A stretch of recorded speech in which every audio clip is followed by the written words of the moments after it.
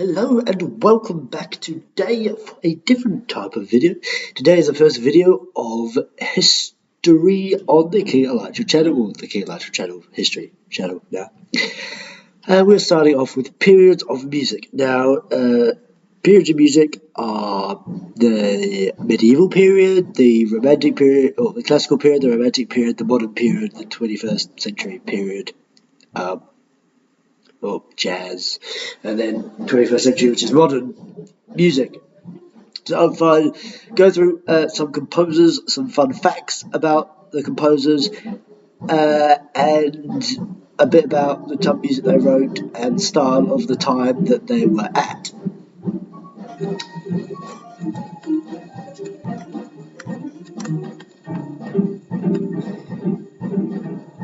Starting off with Johann Sebastian Bach, 1685 to 1750, age 65. Now, Bach was right in the Baroque period. Some fun facts about Bach is he had 20 children, 7 with his first wife and 13 with his second.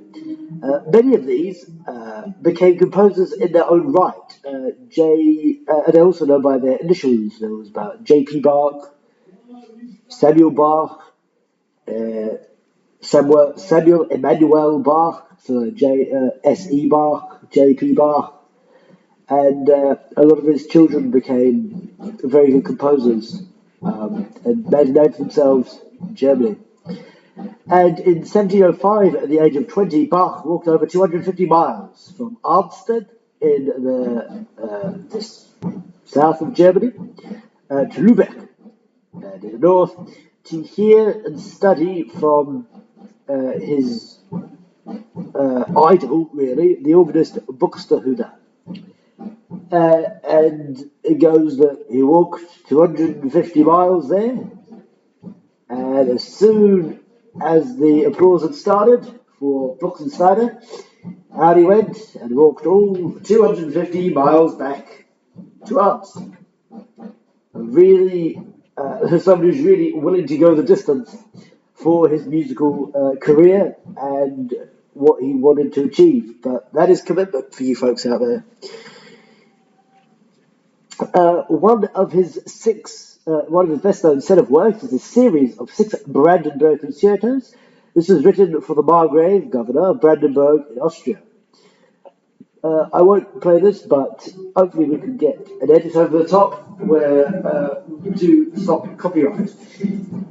Anyway, the next one we go to is George Friedrich Handel, 1685 to 1759, at the age of 74. He was around the same time as Bach. However, he was almost killed in a duel in 1704, had it not been for a button which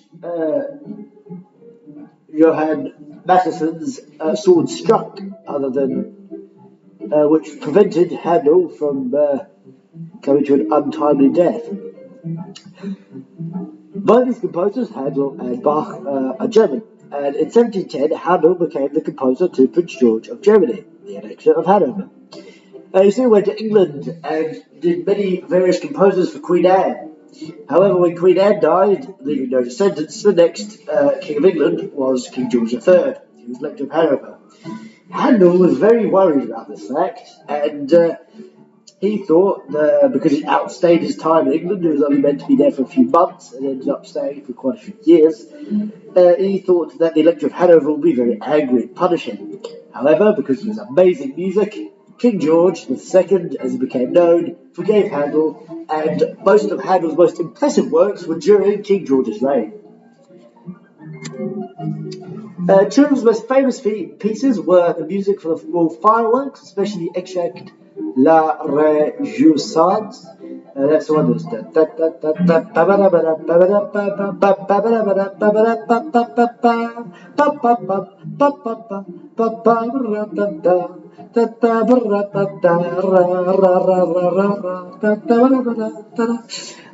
that one, as well as Zadok the Priest, it sounds very similar to the UEFA Champions League theme tune if you have a listen on YouTube. Hopefully we can get a non-copyrighted version so we can show you the comparison in the edit.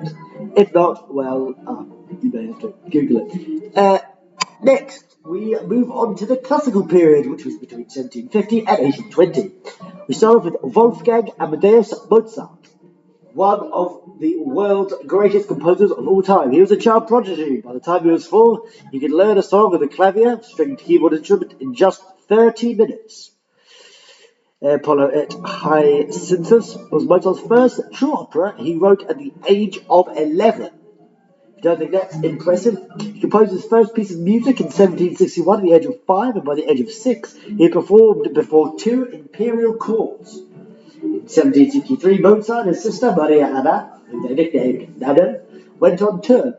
This tour had them performed all the imperial courts: Germany, Russia, France, Italy, Spain, England, and this tour lasted 3 years before they got all the way back to Germany, Austria. Until Mozart was 9, he had a fear of trumpets. Probably because they're big, loud, and scared him quite a bit. The last full piece written by Mozart was the Jupiter Suite. Another really well-known piece is Eine kleine Nachtmusik.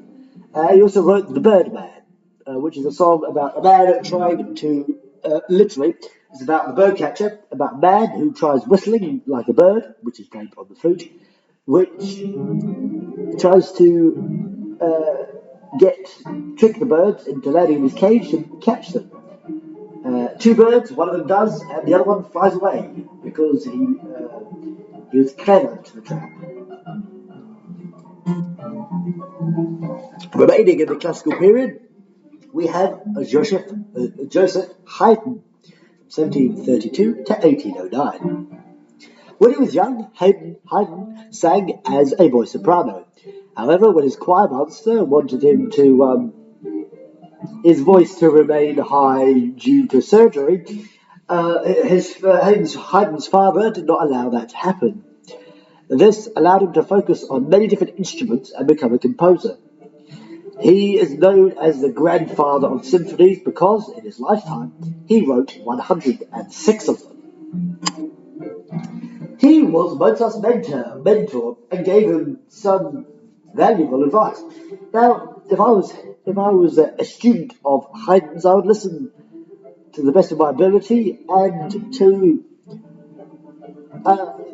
to learn all the best I could and to ask questions about what I should learn. He also took Beethoven, given him all the knowledge he had. He said something along the lines of, "I've given him everything I have. There's nothing more left for him to teach me. He is a genius. He will go on to become one of the world's greatest composers." However, when Beethoven was questioned about his lessons with Haydn, he said that, "I never learnt anything useful from Haydn." So there we go. Haydn obviously thought he'd given him everything, and Beethoven thought he'd got nothing out of it. One of Haydn's most famous works is a farewell suite. He did this because musicians were homesick, as they were performing with Prince Nicholas in the Winter Palace, all their families could not move because they were so far away from home. So Haydn made the song to persuade Prince Nicholas that they could go home to their families. Interestingly, to do this in the song, as the song progresses, one instrument stands up, one player stands up, snuffs out their candle, and walks off. So in the end, only the principal violinist is left. It's quite impactful and moving. We move on to the Romantic period with Pyotr Ilyich Tchaikovsky, 1840 to 1893, age 53. Fun facts: when Tchaikovsky was 4, he began composing. A lot like Mozart, a child prodigy. Like Beethoven and Mahler, Tchaikovsky liked to take a walk of around 2 hours every day. He believed that if he returned a minute early, a great misfortune would befall him. He also enjoyed mushroom picking. He was a big fan of Shakespeare and wrote many pieces inspired by Shakespeare's plays, like Hamlet, The Tempest, Romeo and Juliet. He wrote a lot of music for consequent ballets or reproductions. He also wrote music for ballet such as Nutcracker, which was then turned into an orchestral suite. One of his most notable works would be in the 1812 Overture, confusingly because it was written in 1818 to commemorate Russia's defense against Napoleon in 1812. Now this is, when this is played, they use cannons or guns to give off a victoric, to give off the sense of victory within the song itself. Sticking with the Romantic period, we've got Jacques Offenbach. Anyway, we've got Offenbach, 1819, 1880, 1861. He began to compose at the age of 6 and gave his first concert at the age of 12. When he was 14, Offenbach was accepted at the Paris Conservatoire, where he studied cello for a year and later became a cellist in the orchestra of the Opera Comique. He's best well known for his Orpheus in the Underworld Overture, which he wrote in 1865.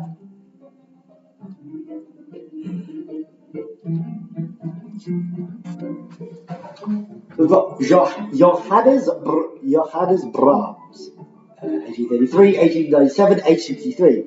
He also, surprise, surprise, was a child prodigy. He helped support his family and became very good friends with Robert Schumann.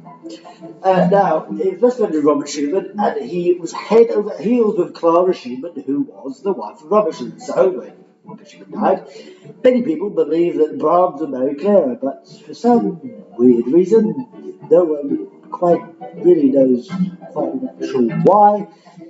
It never turned out. He was very self-critical of himself, and I guess as a part of this, he took 20 years to finish his first symphony.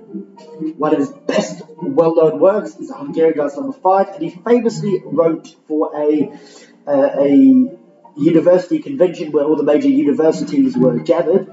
He wrote a song where he included all of their university anthems and songs. And one by one they threw their caps in the air and shouted when they heard their piece of music or their school anthem being played. Camille Saint-Saëns, 1835 to 1921, age 36. He again was an amazing child prodigy. At the age of 2.5, he could pick out tunes on the piano. At the age of 3, he composed his first piece, and by 7, he was giving public concerts as a pianist and organist. At the age of 10, he could play any of Beethoven's 32 piano sonatas from memory. Out of all of them so far, he is one, I mean, they're all amazing, but he is one of the most amazing. His most famous piece is Carnival of the Animals, which was not published in his lifetime because he believed this would ruin his image as a composer. In fact, when he wrote it, put it in his drawer, shut the drawer, locked it, and never opened it again. It was only found by accident when after he died, some fellow was looking through records or a book, a library, a musical library, and they found this by mistake, and then they published it, and so the great world could hear the piece. Camille thought would ruin his life, made him probably his best well-known song. Moving on to the modern period with Sir Edward Elgar, 1857 to 1934, age 76. Fun fact, Elgar was late Romantic period, early modern period, so he was the crossover between 1890s, 1900s, 1910s. Not only was Elgar a composer, he was also an amateur chemist. In his spare time, he would tinker with experiments. He was the first composer to fully embrace recording music and recorded music. Probably because previous composers did not have that luxury or did not think much of it at the time. Elgar loved cycling and he had a Royal Sunbeam bike which he named Mr. Phoebus. He's most well known for his Pomp and Circumstance or Land of Hope and Glory, which was written in 1901. He also wrote Enigma Variations, which Elgar, quote, dedicated, quote, to my friends pictured within. Each variation being a musical sketch of one of his circle of close acquaintances, including his wife, his publisher, himself, and many other friends and family.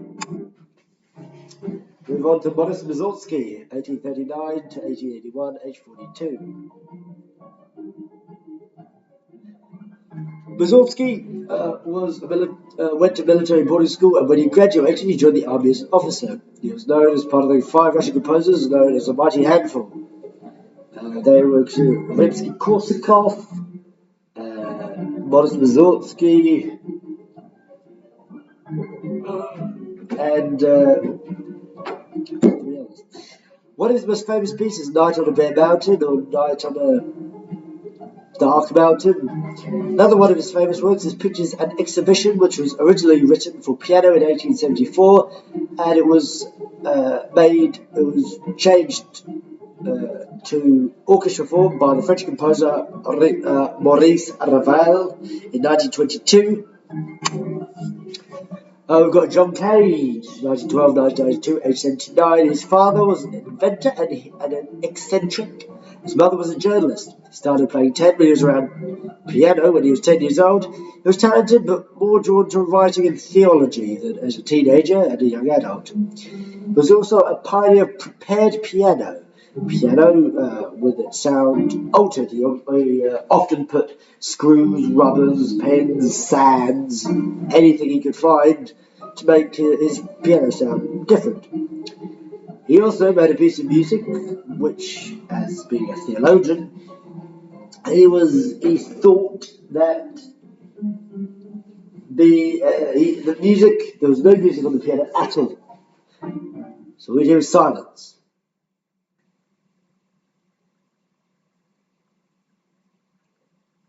But if people coughed, if people spoke, if people whispered, if someone made a click sound or a tapping sound, that would all be considered music of the moment. Although it's not on the piano, he considered everything to be music. If that makes any sense. And we've got probably the most famous, John Williams, who, as far as this is released, is still alive. He's aged 92.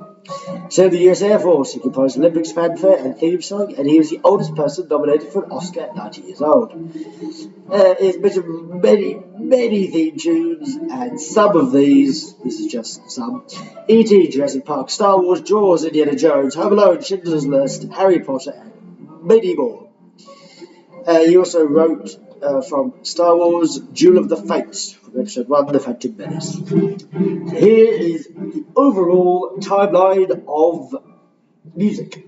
From medieval up until the 1400s, Renaissance from 1400 to 1600, Baroque from 1600 to 1750, and classical from 1750 to 1820, Romantic from 1820 to 1900, 21st and 20th century. Thank you very much for watching. Don't forget to like and subscribe, and a goodbye.